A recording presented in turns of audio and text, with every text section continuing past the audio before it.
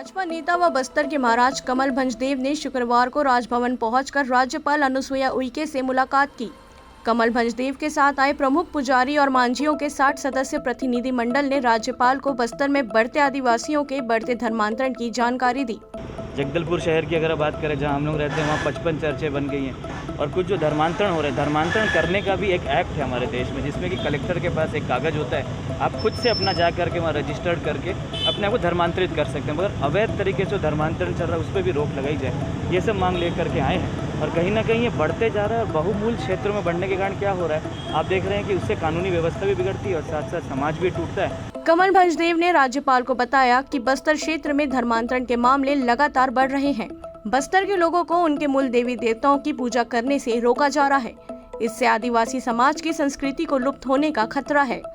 उन्होंने राज्यपाल से बस्तर वासियों की संस्कृति व परंपरा का बचाव करने मिशनरी द्वारा आदिवासी परिवारों के अवैध तरीके से कराए जा रहे धर्मांतरण पर हस्तक्षेप करने की मांग की है। संभाग में जब दशहरा का मैदान होता है तो ये सब लोग संगठित हो जाते हैं और बड़े धूमधाम के साथ ये अपनी अपनी आस्था के अनुसार ये मनाते हैं। और जहाँ पर कभी किसी की संकट आ जाता है तो शायद मुझे ऐसा जो जानकारी मिली है कि आपने कभी इस बात को भी नहीं देखा होगा कि कोई यही लोग जो गांव के देवता के रूप में जो स्थापित होते हैं, वहाँ पर देवता का ये रहता है फर्ज कि वो वहाँ के गांव के लोगों की शांति और सुरक्षा बनाए रखे और वहाँ की समस्या, लोगों के साथ कोई आपदा ना आए, पीड़ा, तो वो पूरे गांव का एक मान्यता है। अगर कोई देवता ऐसा लगता है, इनका कोई समय समय पर इनकी एक सुनवाई होती है, मुकदमा होता है, तो वो मुकदमे में और वो देवता अगर वहाँ के लोगों के साथ अगर उनका ठीक से लाभ नहीं मिलता है या नहीं कर पाते तो वो देवता को दंड भी दिया जाता है, ये मान्यता है, और उनको ज़मीन में गाड़ दिया जाता है। तो ये उस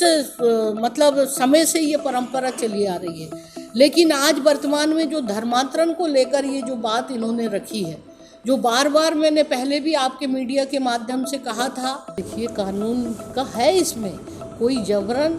प्रलोभन, लालच, प्रशासन तंत्र को इसके ऊपर सख्त कार्रवाई, मगर आपने देखा कि जो लोग इसकी शिकायत करने जाते हैं उल्टा उन्हीं के ऊपर कार्रवाई हो रही है। ये अपराध है, आप जबरन नहीं धर्मांतरण, इसका कानून बना हुआ एक मतलब एक कानूनी तौर पर और गैर कानूनी तौर पर, और उसकी बाकायदा